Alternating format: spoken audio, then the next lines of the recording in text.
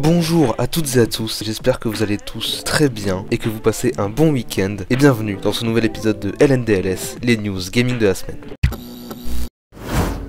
On commence doucement avec le jeu Death Stranding de Hideo Kojima qui, après 1 an et 4 mois, se sera écoulé à plus de 5 millions d'exemplaires à travers le monde sur PS4 et PC.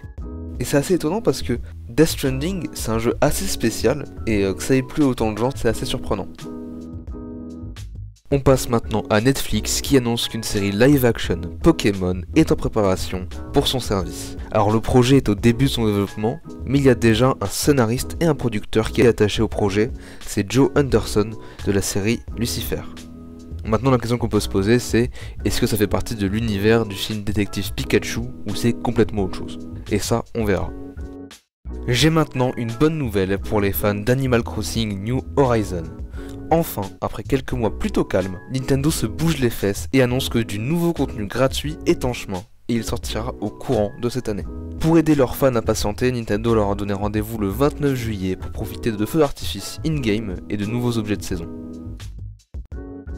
On va maintenant parler d'un jeu dont vous avez peut-être jamais entendu parler, c'est Abandoned. Alors Abandoned c'est un jeu de Blue Box Game Studios et il y a beaucoup de mystères derrière celui-ci. Il y a eu beaucoup de publicité de la part de PlayStation, ce qui est assez étrange parce que c'est une équipe de développement qui n'a pas fait grand chose et donc tout le monde se pose des questions et il y a beaucoup de coïncidences entre Blue Box Game Studios et Hideo Kojima.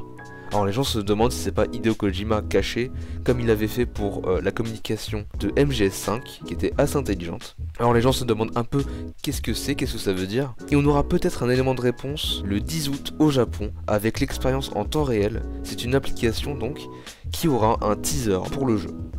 C'était un peu compliqué à expliquer, j'espère que vous avez compris. En gros, ce jeu mystérieux a un vrai reveal, avec peut-être un peu plus de réponses le 10 août.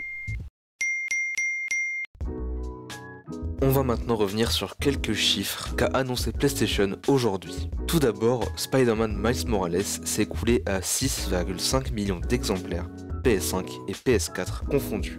Le jeu Ratchet & Clank Rift Apart, lui, seulement sur PS5, s'est écoulé à 1,1 million d'exemplaires. Quant au nouveau jeu Returnal, assez récent, lui, il s'est écoulé à 560 000 exemplaires. Alors ça peut paraître assez faible comme chiffre, mais il faut le mettre en perspective. Tout d'abord, le jeu est assez récent, et ensuite c'est vraiment un genre de niche, ce genre de shooter un peu Dark Souls à la troisième personne, c'est assez spécial, donc ça peut pas te donner envie à tout le monde.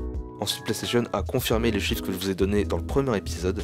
La PS5 s'est donc bien vendue à plus de 10 millions d'exemplaires.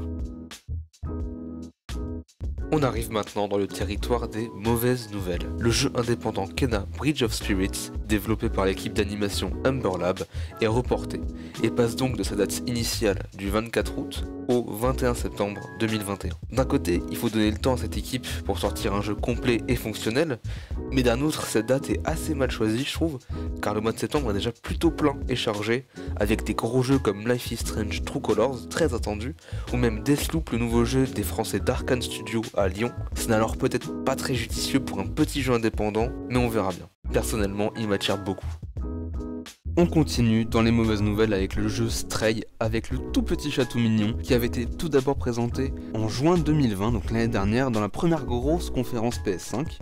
Ça avait l'air plutôt sympa, avec des plutôt bons graphismes. C'est un jeu de Annapurna donc, qui devait sortir fin 2021 et sortira finalement en 2022. Bon, c'est pas une énorme perte, surtout que ça donnera plus de temps aux développeurs pour le terminer. Et bon, il m'attire un tout petit peu, mais pas autant que ça.